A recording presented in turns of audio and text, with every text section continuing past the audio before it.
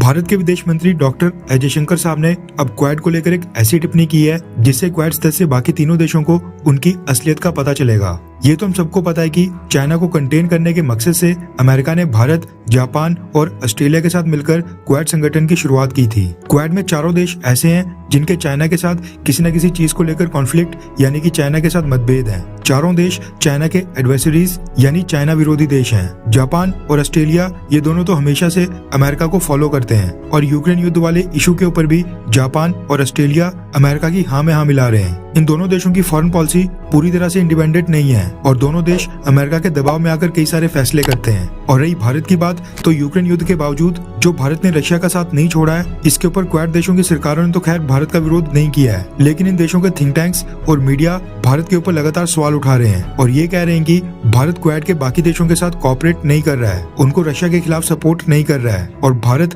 Quad की एक कमजोर कड़ी है या फिर भारत क्वाड की यूनिटी को तोड़ रहा है। सेम इसी तरह का सवाल डॉक्टर एस जयशंकर साहब से टाइम्स नाउ के समिट के दौरान पूछा गया कि क्वाड के बाकी देश भारत से उम्मीद रखते हैं कि यूक्रेन युद्ध को लेकर भारत अपनी पोजीशन को बदले और उनका साथ दे और रशिया का विरोध करे। इसके जवाब में हमारे विदेश मंत्री डॉक्टर एस जयशंकर साहब ने कहा कि भारत की पोजीशन एक समय के लिए भूल जाओ। चलो अगर ये मान लें कि क्वाड के देश भारत से कोई उम्मीद रखते हैं तो भारत भी तो फिर उन सब देशों से कोई उम्मीद रखता है। जयशंकर साहब ने आगे कहा कि मैं उदाहरण के साथ कहना चाहता हूँ कि हमारा एक पड़ोसी देश है जो दिन दिहाड़े आतंकवाद फैलाता रहता है, आतंकी गतिविधियों में शामिल है, तो फिर ये क्वाड के बाकी सभी देश इस मुद्दे के ऊपर भारत को सपोर्ट क्यों नहीं करते हैं? टेररिज्म यानी कि आतंकवाद के ऊपर उनकी वो सेम पोजीशन क्यों नहीं है जो भारत की है? जब ये बात आती है तो फिर उस समय ग्रुप यूनिटी यानी एकता की बात कहाँ चले जाती है? आतंकवाद के मुद्दे के ऊपर भारत के साथ यूनाइट होकर वो हमें सपोर्ट क्यों नहीं करते हैं? और आतंकवाद तो ये कोई नई प्रॉब्लम नहीं है, वो तो कई दशकों पुरानी प्रॉब्लम है। डॉक्टर एस जयशंकर साहब ने आगे कहा कि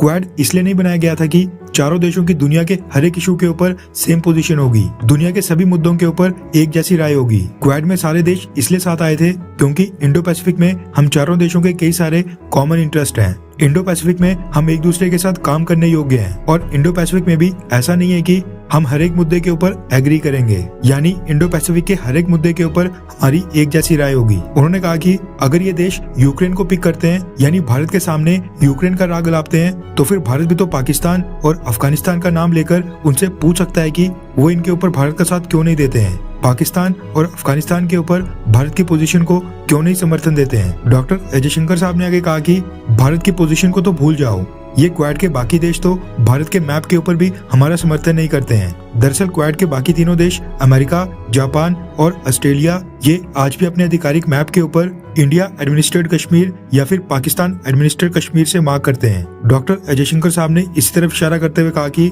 ये देश तो भारत के मैप तक को नहीं मानते हैं, हमारी पोजीशन का समर्थन करना तो दूर की बात है। डॉक्टर एस जयशंकर साहब की स्टेटमेंट आते ही हेडलाइंस में आ गई है और सोशल मीडिया और खासकर ट्विटर के ऊपर काफी डिस्कस की जा रही है। खैर, क्या आप डॉक्टर एस जयशंकर साहब की स्टेटमेंट का समर्थन करते हैं? हाँ या फिर ना? नीचे कमेंट करके अपनी राय जरूर बताएं।